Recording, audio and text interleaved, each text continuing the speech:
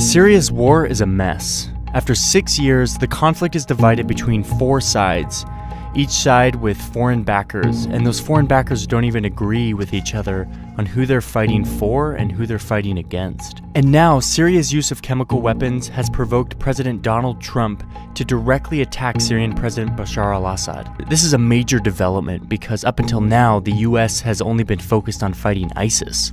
To understand the crisscrossing interventions and battle lines in Syria today and how it got this way, it helps to go back to the beginning of the conflict and watch to see how it unfolded.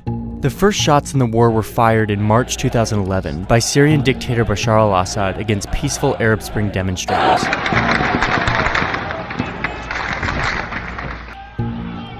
In July, the protesters start shooting back, and some Syrian troops even defect from the Syrian army to join them. They call themselves the Free Syrian Army, and the uprising becomes a civil war.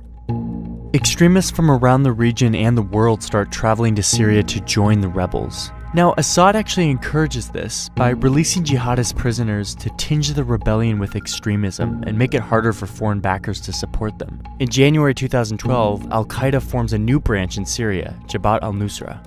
Also around that time, Syrian Kurdish groups who had long sought autonomy take up arms and informally secede from Assad's rule in the north. That summer is when Syria becomes a proxy war. Iran, Assad's most important ally, intervenes on his behalf. And by the end of 2012, Iran is sending daily cargo flights and has hundreds of officers on the ground. At the same time, the oil-rich Arab states in the Persian Gulf begin sending money and weapons to the rebels, mainly to counter Iran's influence. Iran steps up its influence in turn in mid-2012 when Hezbollah, a Lebanese militia backed by Iran, invades to fight along Assad.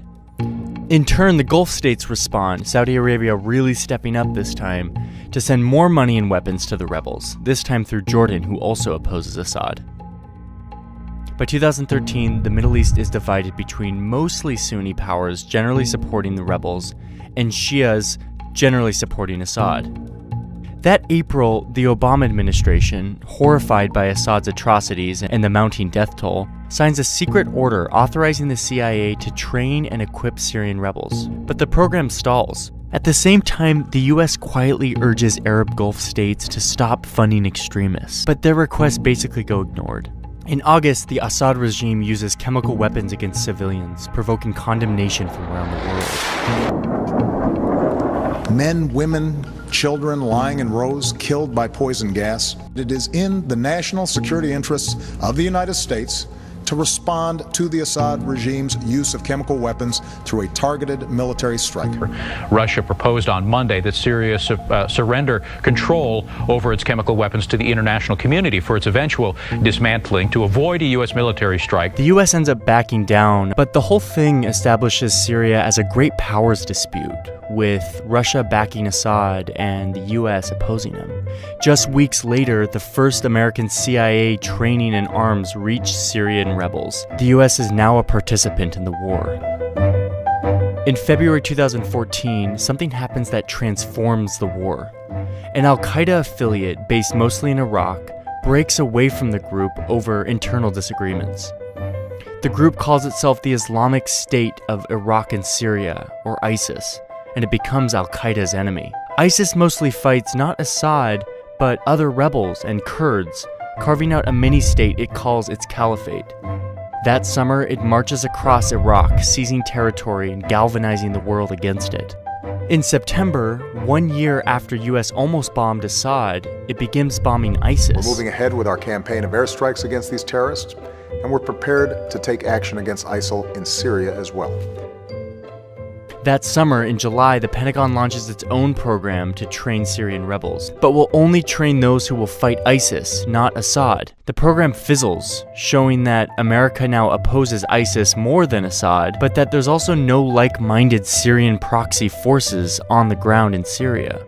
In August, Turkey starts bombing Kurdish groups in Iraq and in Turkey, even as these Kurdish groups are fighting ISIS in Syria. But Turkey doesn't bomb ISIS. This gets to one of the big problems in this conflict.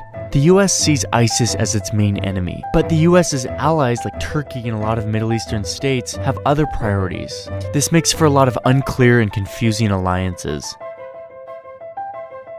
The next month, in September, Russia intervenes on behalf of Assad, sending a few dozen military aircraft to a long-held Russian base in the country. Russia says it's there to bomb ISIS, but in fact only ends up bombing anti-Assad rebels, including some backed by the US. The next year, Donald Trump wins the White House, vowing to stay out of Syria and signaling that Assad should be able to stay in power. At the end of 2016, Assad, helped by Russian air power and Iranian-sponsored militias, retakes the Syrian city of Aleppo, knocking the rebels out of their last remaining urban stronghold.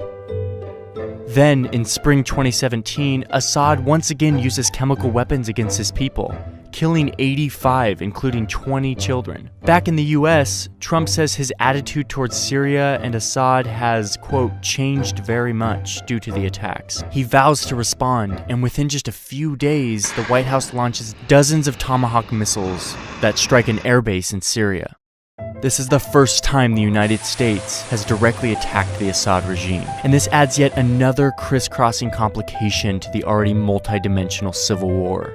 So as it stands now, Syria is in ruins. Even as Assad recaptures land, the rebellion perseveres, and with outside countries fueling each of the groups, it's clear that there's still no end in sight.